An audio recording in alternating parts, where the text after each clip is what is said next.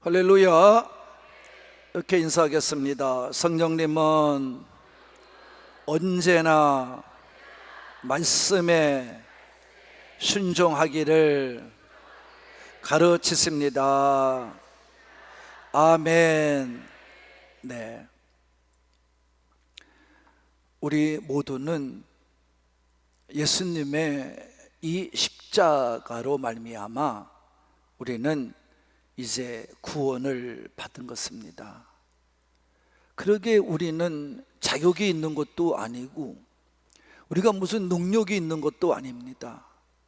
이거는 전적인 은혜입니다. 그래서 우리는 은혜로 구원을 받은 거예요.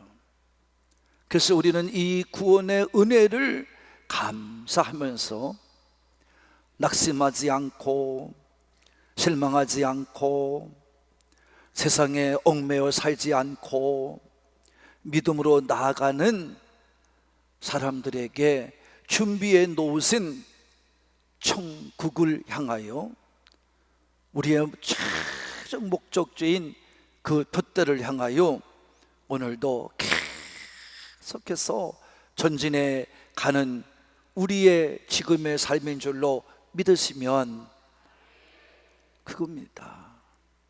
그것이 우리의 삶입니다. 마치 이스라엘 백성들이 이스라엘 땅인 약속의 땅인 젖과 꿀이 흐르는 땅을 향하여 모든 고난과 힘듦과 모든 고통을 이겨내고 가는 것과 같은 거예요. 우리도 똑같이 이 땅을 살아가는데 그냥 뻥 뚫어진 길로 확 달려가는 것이 아니라 우리는 오늘도 수없이 만나는 장애와 방해물 이런 것들 때문에 우리는 괴로워하며 아파하며 오늘도 천국을 향하여 끊임없이 가는 줄로 믿습니다. 이것이 끊임없이 일어납니다. 세상에 여러분 유혹, 마귀의 유혹, 그리고 이스라엘 백성들이 걸어갔던 것처럼 나의 연약함 때문에 나타나는 믿음 없는 자 같은 의심, 두려움, 원망 이런 것들이 우리들을 가는 길에 방해를 하고 장애가 되어서 우리를 가는 길을 못 가게 하고 전진을 못하게 하고 낙심케 하는 것입니다.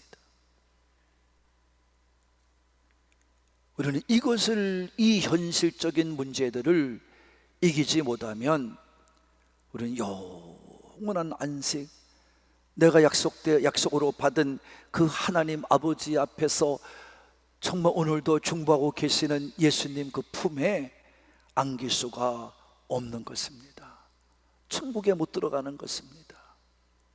그러니까 여러분이 오늘도 여기 앉아 계신 여러분들이 오래 사신 분이나 그분들보다 얼마 못 산 분들이나 다 느껴지는 거 뭐냐면 아주 영적으로 깨어나지 못하기 때문에 영적인 이 약속의 말씀들이 들려올 때 이거는 먼 옛날 얘기, 내가 죽어야 만나는 얘기로만 생각하지 지금에서 일어나는 모든 일이라고 생각하지 않고 내가 인생을 살아가는 내 앞에 일어나는 현실의 문제만이 그것만이 나의 문제인 줄 착각하고 살기 때문에 여러분이 믿음에 대해서 온전하게 성장하지를 못하고 하나님 아버지 앞에 온전히 살아내지를 못하는 것입니다.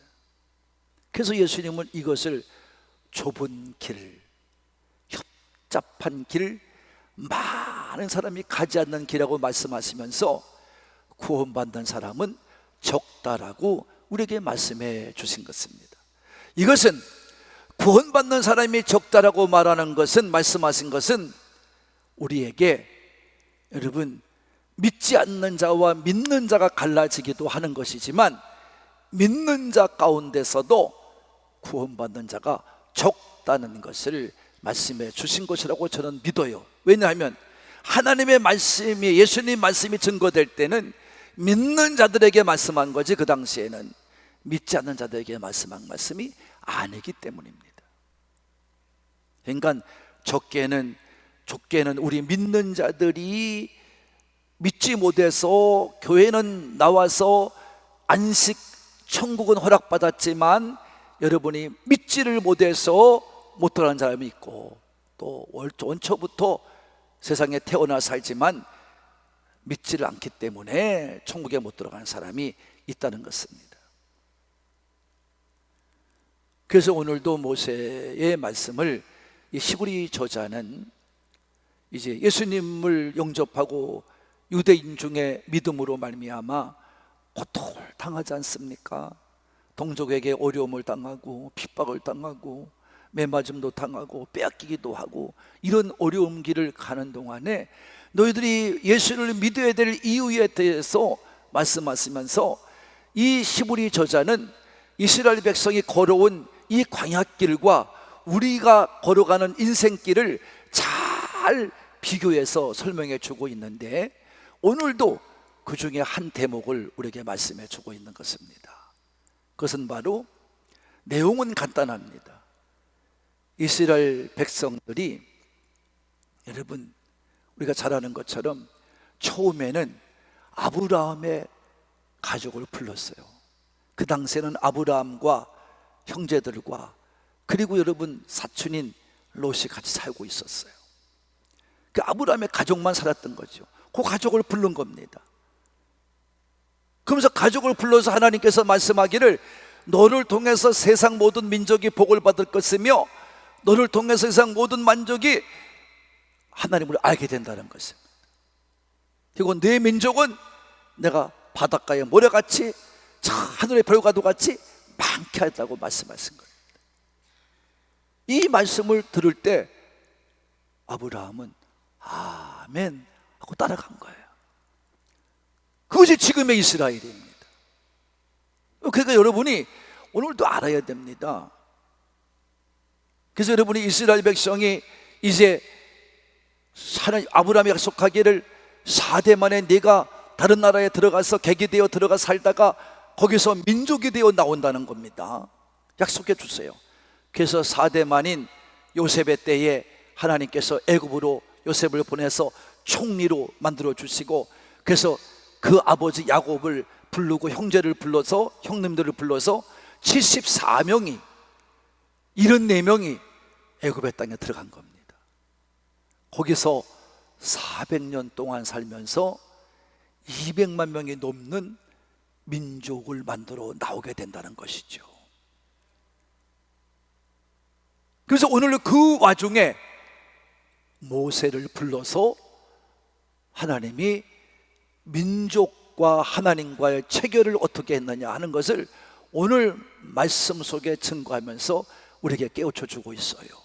그래서 오늘 18절과 19절의 말씀은 뭐냐면, 하나님께서 시내 산에서 이스라엘 백성을 만나 주셨다. 다 같이 시내산에 따라해요. 시내산에 임하시는 하나님의 현현을 설명해 줍니다. 현현이 뭐냐면 임재하신 것입니다. 나타나신 것을 말해요. 이게 18절, 19절, 물론 다 말이지만 정확하게 말하면 그것입니다. 다시 말해서 이스라엘 민족을 만드신 하나님께서는 그들을 외면하지 않으시고 버리지 않으시고 동행하신다는 것을 애굽에서 나오는 장면에서부터 홍해를 가르시고, 그 다음에 광야로 나와서 모세를 부르시어서 십계명을 통해 주신 사건을 통해 증명해 주고 있는 것을 볼 수 있습니다. 이스라엘 민족은 우리가 알듯이 다른 민족보다 하나님이 산에서 만나 주셔요. 그래서 오늘 이 시내산에서 만나 주시는 사건은 굉장히 중요한데, 이것은 뭐냐 하면, 하나님이 지금까지는 아브라함이나 이삭이나 야곱에게 요셉은 나타나지도 않았어요.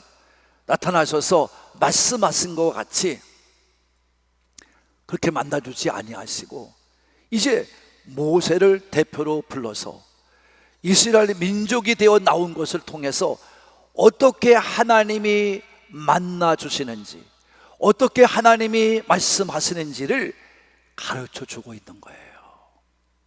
가르쳐주고 있는 거예요. 이 사실을 여러분이 깨달아야 됩니다. 이제 하나님은 개인적으로 만나는 하나님이 아니라 민족을 통해서 만나주시는데, 그 민족 중에서 하나님은 모세를 택하여 지도자를 삼으시고 그를 통해 하나님 말씀하시고 그 말씀을 통해 주시고자 하는 것을 가르쳐준다는 얘기입니다. 그래서 모세를 늘 산으로 불러요. 산으로 불러요. 그래서 솔직히 말해서 목사들이라고 하는 것은 이같이 하나님의 음성을 듣고 여러분 부름을 받고 하나님께 나가서 여러분 음성을 듣는 자가 목사예요. 그래서 목사는 하나님 말씀을 연구하고 하나님 말씀 앞에 자기를 부복시켜서 하나님의 말씀을 듣고자 쓰는 게 이게 목사들입니다. 이게 모세를 통해 알려주신 장면이걸요.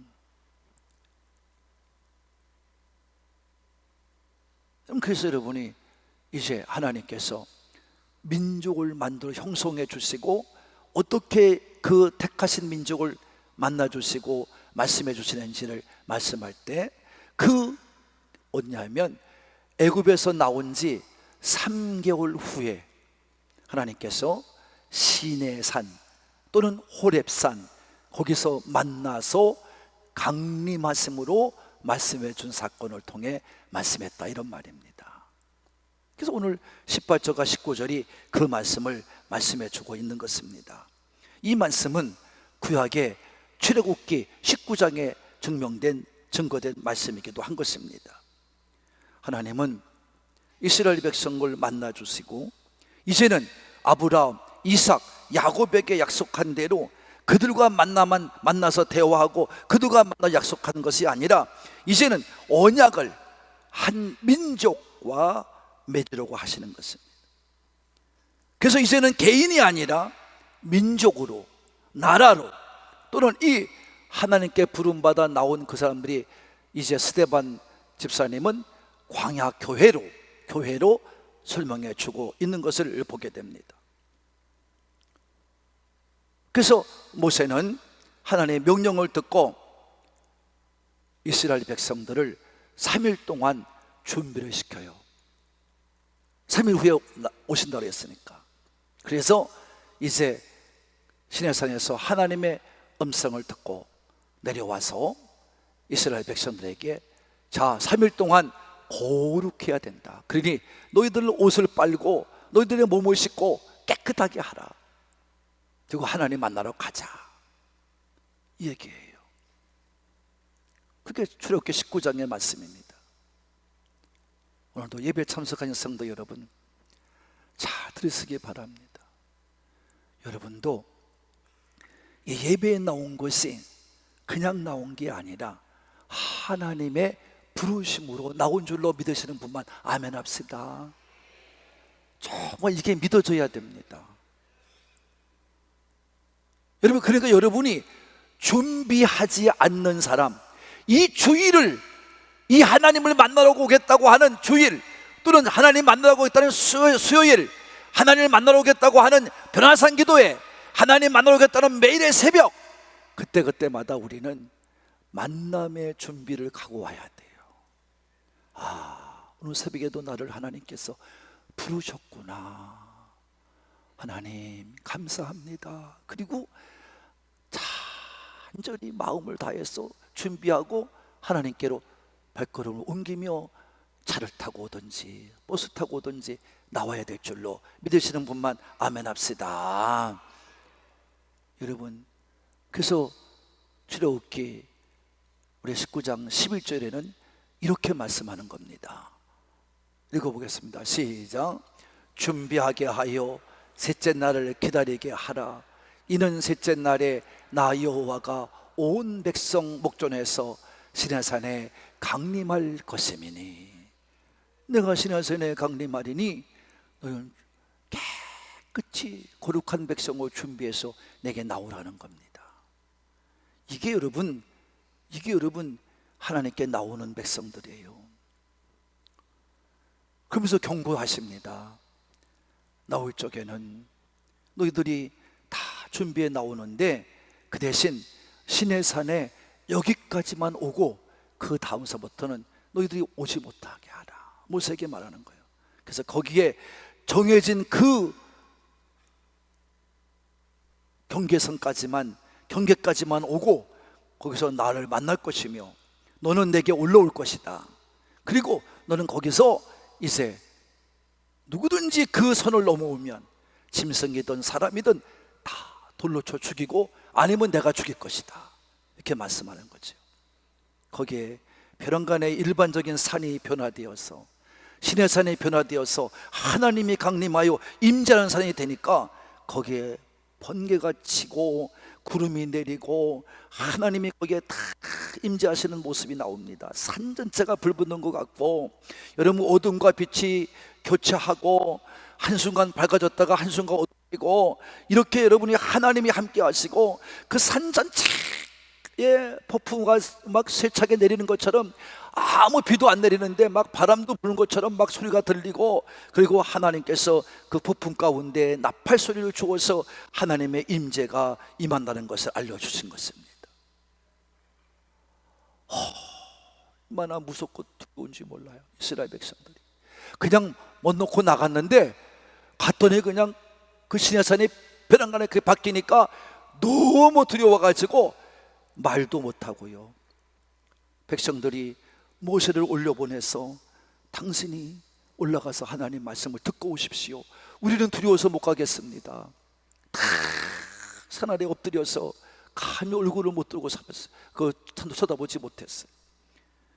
어떤 분들이 주님 오시면 주님 오시는 모습을 다 말씀에 설명해 놨걸렁요.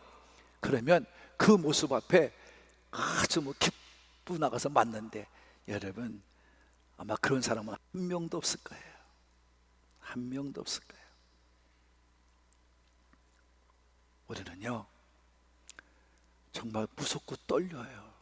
그래서 지금도 매같이 하나님이 우리의 생명이 닿을 때까지 이 교회 나와서 예배드리고 여러분 우리를 준비시키는 줄로 믿으시는 분만 아멘 합시다. 하나님의 임재 앞에 온 산이 벌벌 떨었고 온 짐승이 벌벌 떨었고 온 사람이 벌벌 떨었어요. 그래서 너무 압도되었어요. 이와 같이 시내산의 하나님의 강림 임재는요 정말 우리에게 하나님이 어떻게 임하시는지에 대한 말씀을 해 주시고 계시는 것입니다. 그럼 왜 하나님께서 광야로 나온 이스라엘 백성을 이같이 두려움 가운데 만나 주셨는가? 그것은 바로 이스라엘 백성이 광야 생활을 이기려면 이렇게 하지 않으면 안 돼요. 하나님을 만나는 체험을 해야 했기 때문입니다. 따라합시다. 시내산에서 하나님을 만난 체험이 광야 생활을 어떻게 한 거예요? 이기게 한 겁니다. 이기게 한 거예요.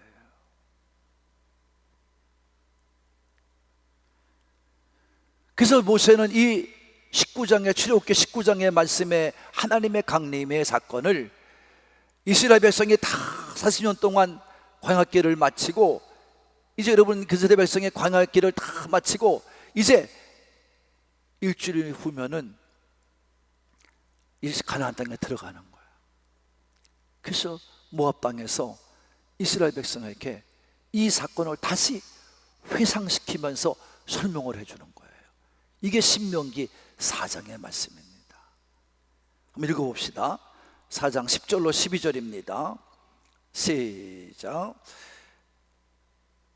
내가 호렙산에서 네 하나님 여호와 앞에 섰던 날에 여호와께서 내게 이르시기를 나에게 백성을 모으라 내가 그들에게 내 말을 들려주어 그들이 세상에 사는 날 동안에 나를 경외함을 배우게 하며 그 자녀에게 가르치게 하리라 하시매, 너희가 가까이 나와서 산 아래에 서니 그 산에 불이 붙어 불길이 충천하고 어둠과 구름과 흑암이 덮였는데 여호와께서 불길 중에서 너희에게 말씀하시되 음성뿐이므로 너희가 그 말소리만 듣고 형상은 보지 못하였느니라. 이렇게 설명해 주었습니다. 다시 회상시켜 주었어요. 하나님의 만남이 어떤 위대한 일인지를 말씀해 주고 있는 것입니다. 성도 여러분, 그래서 이 백성들을 앞으로 모았다. 이것을 그래서 부를 때, 모아진 백성을 부를 때 회중 또는 총회라고 불렀어요. 이거를 스데반 집사는 광야교회라고 부른 겁니다. 그래서 하나님의 회중은요, 하나님께서 불러 모은 사람이라는 것이에요. 다시 말씀드립니다. 하나님 앞에 모여있는 성도들은 하나님의 회중이에요. 하나님께 부름 앞에 순종한 자들의 모임이에요. 그리고 이 모임을 갖다가 뭐 했냐면 총회라고 말하는 거예요. 하나님 앞에 총회라고 말했어요. 그래서 이 말 속에서 우리가 뭐 했냐면 교회라는 말이 나왔고, 그리고 이 교회라는 사람들이 하나님 앞에 모여서 하나님의 말씀을 듣는 것이 바로 뭐냐? 예배라고 말한 겁니다. 이렇게 하나님은 구약에서 이미 설명해 주신 것입니다. 성도 여러분, 잘 들으시기 바랍니다. 그래서 진정한 교회는 무엇입니까? 진정으로 말하면 교회라는 것은 무엇이냐 하면 하나님의 부름에 어느 시간이든, 새벽 시간이든 주일이든 수요일이든 금요일이든 하나님께 나와 예배하는 종들이죠. 하나님께 부름받은 성도들이 준비하며 마음과 육신을 준비해, 깨끗하게 준비해, 영을 깨끗이 준비해. 그래서 하나님의 부름 앞에 나와서 모여서 하나님의 말씀을 여러분과 같이 듣는 것, 이게 예배입니다. 예배. 이 예배가 이루어지는 것이 어디냐면 교회입니다. 다 같이 예배가 이루어지는 것이 뭐라고요? 교회입니다. 그래서 엄밀히 말하면 이 교회가 세워지고 지어지고 교회에 나와서 예배하는 사람들이 모이는 것이기 때문에 이 교회는 한마디로 말하면 뭘로 바꿔야 되냐면 예배당이 맞는 거예요. 왜? 교회는 예배드리는 곳이기 때문에 그렇습니다. 그래서 교회에 나와 예배당에 와서 여러분, 왜 현대인들이, 나는 우리 목사님들이 자꾸 교회라고 교회를 붙일까? 우리 교회도 교회라고 썼습니다마는 왜 그럴까? 창피해서 그래. 창피해서. 창피해. 뭐가 창피하냐? 믿는 자의 본이 안 돼. 이같이 하나님 앞에 나와서 말씀을 들으려고 모인 사람들이, 이게 성도고 여러분들인데, 교회가 이 본질을, 하나님이 말씀하시는 본질을 잃어버려요. 하나님의 말씀을 들으려고 모인 곳이란 말이에요. 이곳의 본질을 잊어버리고 여기 와서 인간적인 얘기나 하고 앉아있고, 교회가 싸움박질을 하고 앉아있고, 목사랑 성들과 싸우고, 목사랑 장로랑 싸우고, 무슨 교인들 입에서, 장로라는 사람들 입에서 목사 비방이나 하고, 여러분 교인들 비방이나 하고, 교인들 입에서 목사 비방이나 하고, 교인들 자기들끼리 비방이나 하고, 이러니까 창피해요. 그러니까 교회라고 짓는 거야. 예배당이 아닌 거야. 우리 한옥금 성도들이요, 예배당이 됩시다. 예배당이 돼야 됩니다. 여기 와서 여러분 인간적인 생각 가지고 살면 안 되는 거예요. 그런 사람들이 누구냐 하면 하나님 앞에서 하나님을 경험한 사람들이야. 말씀을 들으면서 하나님을 경험한 사람들이에요. 그들도, 이스라엘 백성들도 하나님 본 사람은 한 명도 없어. 그 속에서 하나님이 강림하신 사건들을 다 보면서 말씀하시는 음성만 들었을 뿐이야. 그러면 그 음성은 어디 있느냐? 여기 다 들어있단 말이에요. 할렐루야. 그래서 이것을 쓰여진 말씀이라고 베드로는 표현하는 거예요. 다 같이 쓰여진 말씀. 베드로는 그랬어요. 그러니까 여러분이 이 말씀을 들으러 온 거예요. 그래서 주의 종은 이 말씀을 연구해서 잘 전해야 될 줄로 믿습니다. 여러분이 이곳에 올 적에 그렇게 준비하지 않으면 죽어야 돼. 근데 예수님이 우리를 죽으셨기 때문에 죽음을 안 죽여. 지금은 죽이질 않아. 하나님께서 은혜 가운데 살게 하시지. 여러분이 교만해지는 거야. 은혜를 잊고 사는 거야. 죽음은 어떻게, 여러분 지금 만약에 교회 나와서 하나님이 구약과도 같이 너희들이 준비하지 않고 와서 죽여버린다 해서 다 죽이면 교회 나머지 사람이 몇 명 있겠어요? 목사부터 다 죽어야 돼.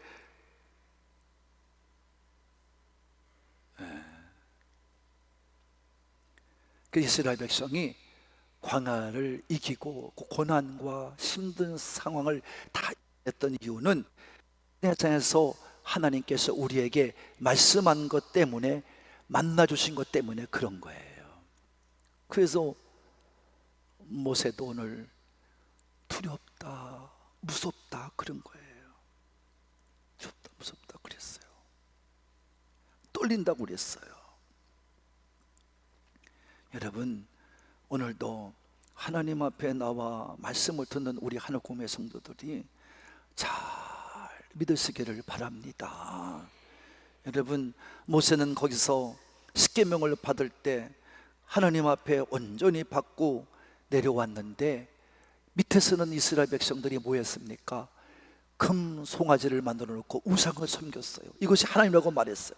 하나님이 얼마나 화가 나셨는지 전부들 다 죽여버리라고 그랬어요. 그래서 하나님의 그 말씀을 듣고 모세는 너무 두려웠어, 무서웠어. 그래서 신명기 여러분 9장 19절에 보면 이렇게 표현해요. 읽어보겠습니다. 다 같이 시작. 여호와께서 심히 분노하사 너희를 멸하려 하셨으므로 내가 두려워하였노라. 그러나 여호와께서 그때에도 내 말을 들으셨고. 할렐루야. 여러분, 모세가 얼마나 무서웠겠어요. 내가 다 죽여버리겠어. 그러니까요, 이 죽여버리겠다는 말은 하나님의 심판을 말하는 거예요. 마지막 때를 말하는 거예요. 없어지는 겁니다. 지나가는 것을 말합니다. 이 상황을 어떻게 감당했겠어요? 모세가 하나님께 매어 달려 기도했지요. 오늘도 이스라엘 백성과도 같이 우리는 잘못된 믿음으로 살아서는 안 됩니다. 오늘 다 교회들마다 무슨 담임 목사를 모시는데 무슨 장로들이 모여가지고 무슨 자격을 적어가지고 무슨 이런 사람만 모입니다. 그럼 여러분, 그런 사람이 온전한 하나님의 목자가 될 수 있을까요? 교만입니다. 오만입니다. 오히려 우리 교회 담임 목사님이 이제 은퇴가 되었습니다.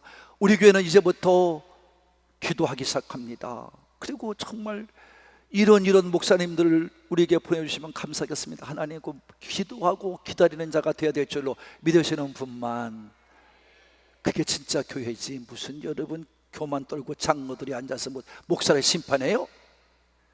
자기는 심판할 자격이 됩니까? 건방 떨고 앉아서. 그러니까 교회들이 망치는 거예요. 지금 하나님의 이름이 없어지는 거예요. 요 말 한번 이제 또 금방 장로들 몇 사람은 가서 이제 이거 할 거예요. 우리 목사님 왜 저러는지를 알아? 또 그럴 거예요. 그게 마귀 새끼단 말이에요.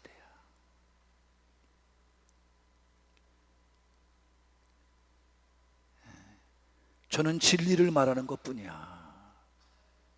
진실을 말하는데 여러분은 그걸 이상하게 생각한단 말이에요. 그게 무슨 마귀 새끼 아닙니까? 잘 들으세요, 여러분. 우리 교회는 그런 교회가 되면 된다, 안 된다? 산부 예배 드리는 여러분들이라도 잘 듣고 그렇게 행동을 하는 장로가 있걸랑 사탄아 물러가라 그랬어요.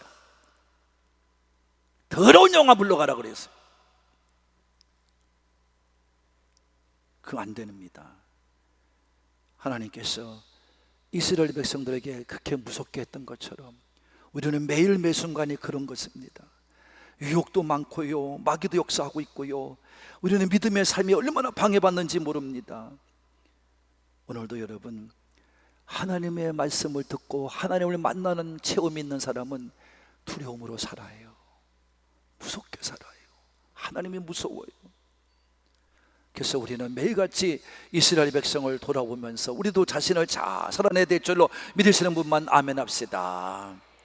그래서 이스라엘 백성들이 살아내야 되는 이유는 바로 뭐예요? 하나님의 말씀, 율법을 듣고 그 율법을 지키기 위해서 사는 거예요. 근데 인간이 부족해, 연약해. 그러니까 하나님께 십계명을 받았는데 모세는 십계명에다가 무슨 하나님 외에는 다른 신을 섬기지, 거기다가 또 살을 붙여. 이게 너무 무서우니까 여기다 이렇게 합시다.